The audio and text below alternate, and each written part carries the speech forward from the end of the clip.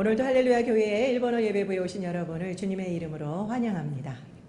今日もハレルヤ教会に来られた皆さんを主の皆で歓迎いたします。 영상으로 보시는 분들도 주님의 이름으로 축복합니다. 映像でご覧になっている方々も祝福します。 꼭 가까운 교회나 저희 교회를 방문해 주시기 바랍니다. ぜひ私たちの教会や近くの教会を訪問してください。 엊그제 9월 1일은 관동 대지진이 일어난 지 꼭 100년이 되는 날이었습니다. おととい9月1日は関東大震災100周年の日でした。 1923년 9월 1일 오전 11시 58분 1923年9月1日午前11時58分 다들 점심 준비로 바쁜 시간이었습니다. みんな、昼ご飯の準備で忙しい時間帯でした。 그때 갑자기 규모 8.1의 강진이 도쿄를 비롯한 수도권에 강타했습니다. 突然マグニチュード 8.1 の、強い地震が東京をはじめ首都圏を襲いました。 한신 대지진이 7.3이었는데요. 그것보다 16배의 강도였다고 합니다. 阪神大震災がマグニチュード 7.3 だったんですけど、それより16倍強い地震だったそうです。 3분 후에 7.2의 강진이 일어났고요. その3分後、マグニチュード 7.2 の地震が襲い、 또 다시 2분 뒤에 7.3, そして2分後にまた 7.3、 그리고 1시간 뒤에 7.1의 강진이 이어졌습니다. それから1時間後には 7.1 の、強震が続きました。 그 다음 날 정오에 다시 7.6의 강진이 또 일어났죠. そしてその次の日、また、次の日の、昼12時にまた 7.6 の、強震が、発生しました。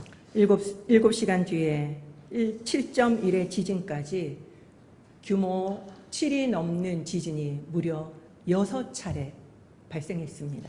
それから、7時間後にはさらに 7.1 の地震があり、規模7を超える地震が6回もありました。 당시 영상을 제가 일본 뉴스에서 봤습니다. 当時の動画、映像を日本ニュースで見ました。 지금 아마 보이시겠지만 당시 대단히 강한 바람이 불어서 불길이 확산되어서 곳곳마다 불바다였습니다. 当時強い風が吹いて火災が拡散され、至る所が火の海でした。 그리고 10만 명 이상의 사망자가 속출했습니다. そして10万人以上の犠牲者が、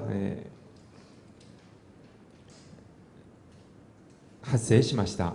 그 중에서 90% 이상이 화재로 인한 사망자였습니다. その中で、9割の人以上が、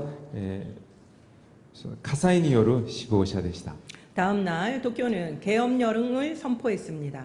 その次の日、日本の政府は戒厳令を敷きました。 그리고 조선인들을 학살하기 시작했죠. それから朝鮮人たちを虐殺始めました。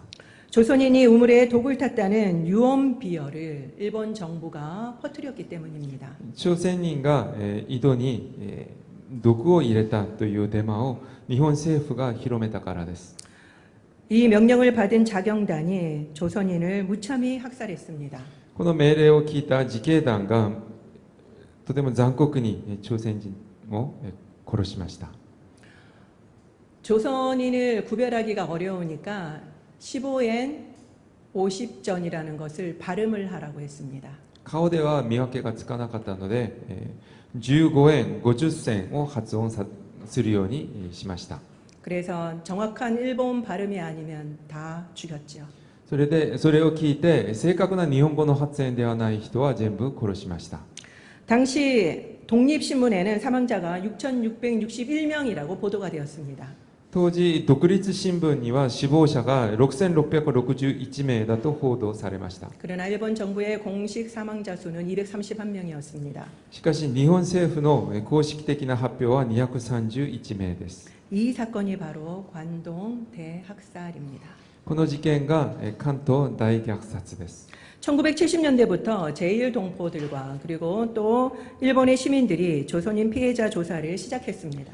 1970年から、在日、韓国人と多くの日本市民たちがこの被害者調査を始めました。 그래서 책임감을 느낀 일본인들은 신원이 확인된 사람들의 무덤도 만들어줬습니다. それで責任感を感じた日本人たちはその身元が確認された人々の墓まで、作りました。 그리고 위령비도 세우고 정성스럽게 돌보아 주었죠. それから慰霊碑も作って心を込めてそれを管理しました。 그리고 매년 9월 1일마다 사죄하고 있습니다.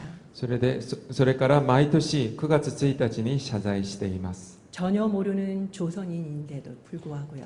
全く知らない朝鮮人に対してです。 9월 1일은 한국이나 일본 모두에게 너무나도 가슴 아픈 날이 되고 말았습니다. 9月1日は韓国にも日本にもみんなにとても心の痛い日になりました。 9월 첫 주인데 제가 너무나도 무거운 이야기로 시작했나요? 9月第1週なんですけど、とても重いテーマを出したのではないでしょうか。 그렇지만 우리는 역사를 알아야만 합니다. それでも私たちは歴史を知るべきです。 우리가 역사를 너무 모르기 때문입니다. 私たちが歴史にあまりにも無知だからです。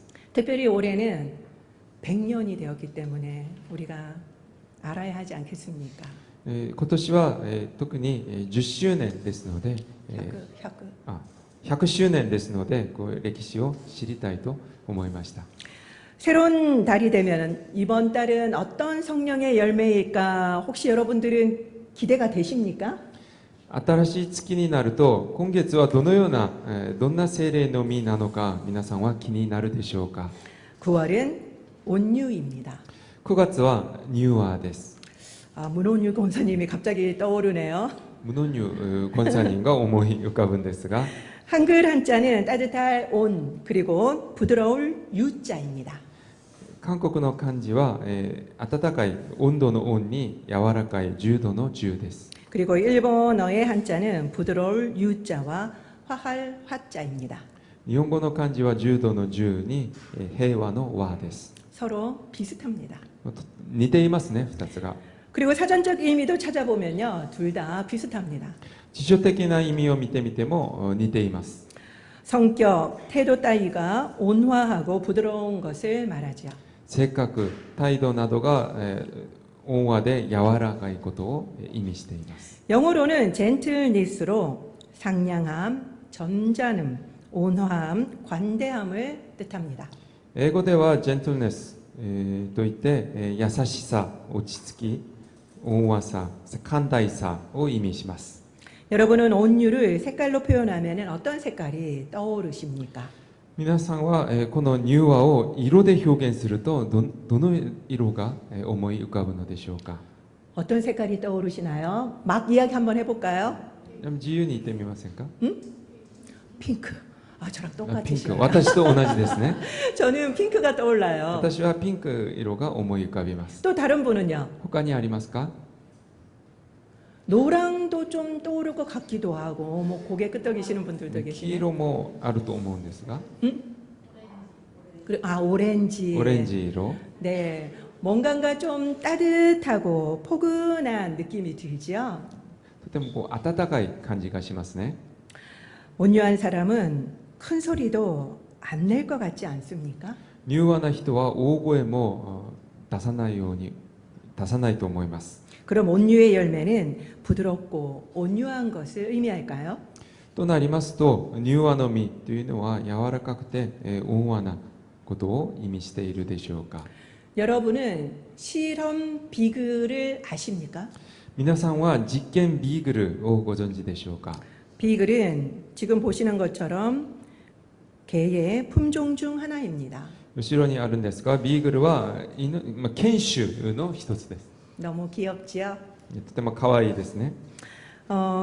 이렇게 생긴 개입니다. この、犬です。 너무 사랑스럽고 귀여운 강아지들입니다. とても愛らしく可愛い犬です。 그리고 특별히 이 비글들은요, 호기심이 가장 많은 견종이라고 합니다. そして、このビーグルは犬の中でとても、好奇心が一番旺盛な犬だそうです。 그리고 너무너무 착하대요. とても、いい子です。 그래서 사람을 너무너무 잘 따른다고 それ 합니다. で人懐っこいです。 그리고 사람이 해코지를 해도요, 또 꼬리를 흔들고 온다고 합니다. 人が機会を加えてもまた尻尾を、振りながらその人のところに行くそうです。 그래서 동물 실험의 대부분이 이 비글을 사용하고 있다고 합니다. それで動物実験のほとんどがこのビーグルを使っているそうです。 그래서 실험 비글이라고 불리는 겁니다. それで実験ビーグルと言われています。 저는 솔직히 흰 쥐인 줄 알았어요. 私はその白いネズミが一番使われていると思ってました。 그런데요, 무려 94%가 비글이라고 합니다. しかし94%がビーグルだそうです。 너무 많지 않습니까? とても多すぎませんか？ 왜 그럴까라고 보니까 장 구조가 사람하고 똑같답니다. なぜだろうなと思ったんですけど、そのビーグルの腸の構造が人間ととても似ているからだそうです。 그래서 이런 실험 비글들은 각종 독성 실험에 이용되다가 안락사를 시킨다고 합니다. それでこの実験ビーグルたちはあらゆる毒性の実験に使われて最後は安楽死されるそうです。 물론 입양도 가능하다고 합니다. もちろん、新しい飼い主に引き取られることもあるそうです。 그렇지만 귀찮으니까 안락사를 시켜버린다고 하더라고요. しかしそれも面倒だから安楽死させるケースが多いそうです。 근데 실제 입양을 해보았더니 쉽게 사람을 따르지 않는다고 합니다. しかし新しい飼い主のところにいてもなかなか懐かないそうです。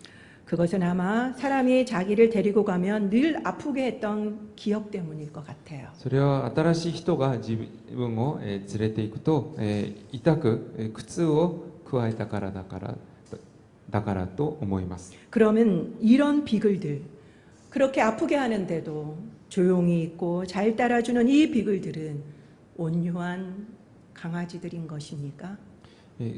痛くしているのに、おとなしく懐いているこのビーグルは柔和な犬でしょうか。 오늘 본문을 한번 볼까요?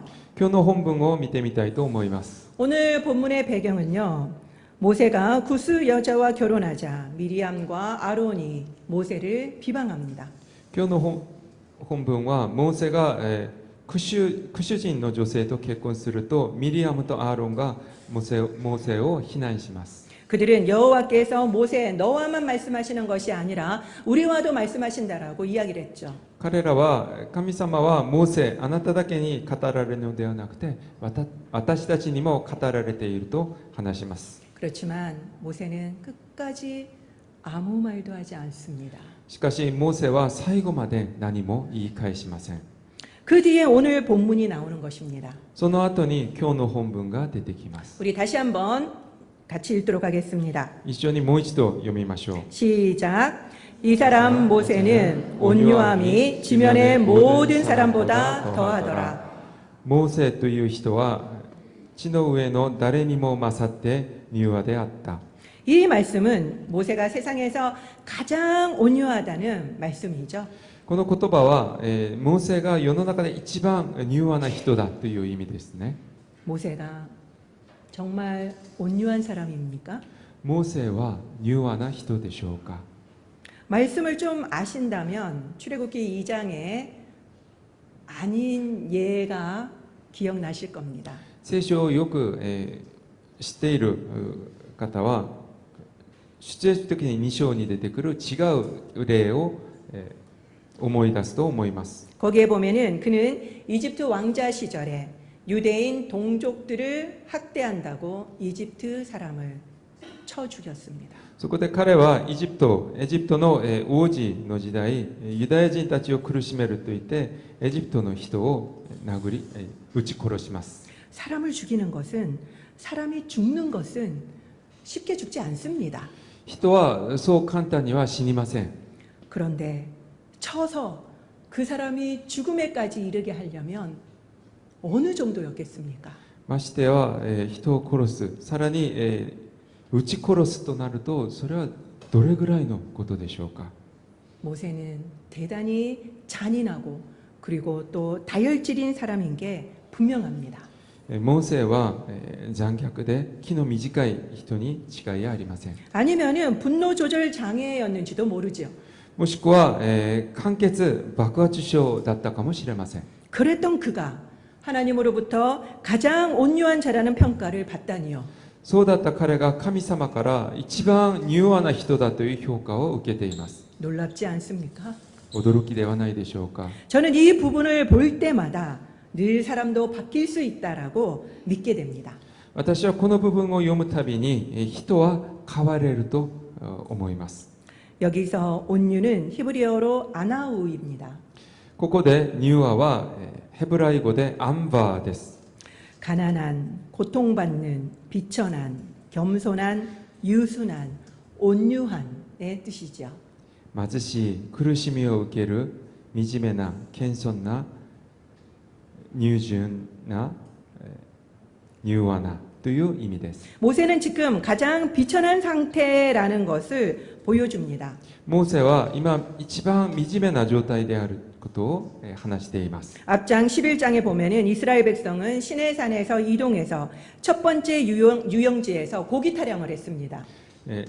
前の11章でイスラエルの民はシナイ山から移動して初めての宿営地で肉を食べたいと話します。 그러자 모세가 얼마나 힘들었든지 하나님께 차라리 죽여달라고 하소연을 했죠. するとモーセがとても苦しくて神様にもういっそ私を殺してくださいと話します。 그러자 하나님이 메추라기를 한 달 동안 물릴 정도로 주셨습니다. すると神様はうずらを送って1ヶ月間もう飽きるほどそれを食べさせます。 그리고 욕심낸 백성들을 모두 죽여버렸습니다. それから欲張りだった民たちはみんな殺されました。 백성들이 정신이 번쩍 들었죠. 民たちはもうちょっと考えを改めるようになりました。 그리고는 이동을 해서 두 번째 유영지에 도착했습니다. それから移動して2番目の宿営地に着きました。 그런데 이번에는 리더십들이 문제를 일으키는 겁니다. すると今度はリーダーシップたちは問題を起こしています。 그것도 가장 가까운 가족들이 말이죠. しかも一番近い家族たちです。 아마 모세는 더 이상 버틸 힘이 없었을런지도 모릅니다. モーセはもう耐えられなくなったかもしれません。 믿었던 누나와 형마저 자신을 비난하니까 힘들었을 것입니다. 頼りにしていた姉と兄が自分を責めているのでとても大変だったと思います。 그래서 모세는 가장 비참했습니다. それでモーセはとても惨めな状態になりました。 겸손할 수밖에 없는 상태였습니다. 謙遜せざるを得ない状況でした。 그럴 때 절대적으로 하나님만 의지할 수밖에 없었죠. だからこの時に絶対的に神様だけを頼るしかなかったのです。 이것이 바로 온유의 원어적인 의미입니다. これが柔和の言語的な最も起源となる意味です。 너무 비참해서 하나님만을 의지하는 것. あまりにも惨めで神様だけを頼ること。 이것이 바로 온유의 첫 번째 의미입니다. これが柔和の初めての意味です。 여러분들이 생각했던 온유의 의미와 비슷합니까? 皆さんが考えていた柔和の意味と似ていますか？ 그런데 이때 하나님이 혜성처럼 등장하시죠. しかしこの時神様が彗星のごとく現られるのです。 마치 맞아서 울고 있는 아이 대신에 아빠가 나가서 혼내주는 것과 같습니다. まるでいじめられて泣いている子供のところにお父さんが現れてそのいじめっ子たちを叱っているような状況です。 말을 못하고 있는 모세 대신 하나님이 나서서 대변해 줍니다. 何も言い返そうとしないモーセの代わりに神様が語られています。 그리고 그들에게 어떻게 모세를 비방하는 것을 두려워하지 않느냐고 혼내십니다. そして彼らにはなぜモーセを非難するのを恐れないのかと叱っています。 그리고 미리암에게는 문둥병을 징계로 내리시기까지 하셨죠. さらにミリアムにはハンセン病を罰として下ろします。 이 히브리어 아나우는요, 헬라어로는 프라위스로 번역되었습니다. このヘブライ語アンバーはギリシャ語のプラウィスと翻訳されました。 거기에는 동물을 유순하게 길들인다라고 하는 의미도 포함되어 있습니다. この言葉には動物を手なずけるという意味が含まれています。 동물 중에 퀴즈 나갑니다. クイズです。 동물 중에 인간의 가장 중요한 이동 수단은 무엇일까요? 動物の中で人間にとって一番重要な移動手段の動物は何でしょうか？ 아주 큰 소리로 정답을 말씀하셨 正解です。 말입니다. 馬です。 그렇죠. 이 말은 기원전 6000년 전에 길들여졌습니다. この馬は紀元前6000年前にもう手なずけられました。 동서양을 불문하고 모두 말입니다. 東洋も西洋も同じです。 그전에는 모두 야생말이었죠. 以前は全部野生馬ですね。 야생말을 길들이는 방법을 혹시 아십니까? 野生馬を手なずける方法を皆さんご存知でしょうか？ 특히 기마민족인 몽골인들이 야생말을 길들이는 방법을 살펴보았습니다. その中で騎馬民族であるモンゴルの人々が野生馬を手なずける方法を調べてみました。 일단 말을 울타리 안으로 모은다고 합니다. まず、馬を追いやって柵の中に集めます。 그리고 마음에 드는 놈에게 올가미를 던져서 잡습니다. それからその気に入った馬に縄を投げて捕まえます。 올가미가 걸린 말은 흥분을 해서 더 달린다고 합니다. 縄をかけられた馬はもう興奮してもっと走るようになるそうです。 그렇기 때문에 잡으려고 하면은 장정 여러 명이 달려들어야지 겨우 스탑을 시킬 수 있다고 합니다. ですのでそれを捉えようとすると大人数人がかりでやらなければなりません。 그래서 겨우 잡으면은 말머리에 끈을 묶어서 연결합니다. ようやく馬を捉えるとその頭に縄を結んでつなげます。 그리고 입에 재갈을 물립니다. そして口にはハミを食わせます。 그리고는 안장을 얹지요. その上そして蔵を乗せます。 그리고 타기 시작합니다. それから乗り始めます。 말은 대단히 예민하다고 합니다. 馬はとてもデリケートな動物だと知られています。 그래서 등을 아무에게도 주지 않으려고 한대요. ですのでなかなかその背中を許してくれません。 그래서 계속 날뛰면서 사람을 떨어뜨리려고 오만 짓을 하는 거죠. それで暴れ続けながらその背中の人を落とそうとします。 그렇지만 재갈이 물린 말은 결국 항복하게 되어 있습니다. しかしそのクワをハミを食わされた馬は結局は最後はその降参するようになるそうです。 그래서 이렇게 훈련을 시키면요, 그런 훈련된 말들은 군마가 되기도 합니다. こうやって訓練を続けると訓練された馬は軍馬になったりします。 그리고 경기마가 되기도 하죠. そして競走馬になったりもします。 그리고 우리도 말 타봤잖아요. 私たちは馬に 제주도에 가서 ジェジュ道で馬に乗ったことあるんですね。 아이들도 탈 수 있게 훈련을 할 수 있습니다. それで訓練を続けると子供たちも乗れるようになります。 바로 이것이 온유입니다. これが柔和です。 힘이 있지만 힘을 절제할 수 있게 훈련된 상태. 이것이 바로 온유입니다. 力はあるけどその力の手加減はできるように訓練された状態です。 다시 말씀드리겠습니다. 힘이 있지만 힘을 절제할 수 있도록 훈련된 상태. 이것이 온유입니다.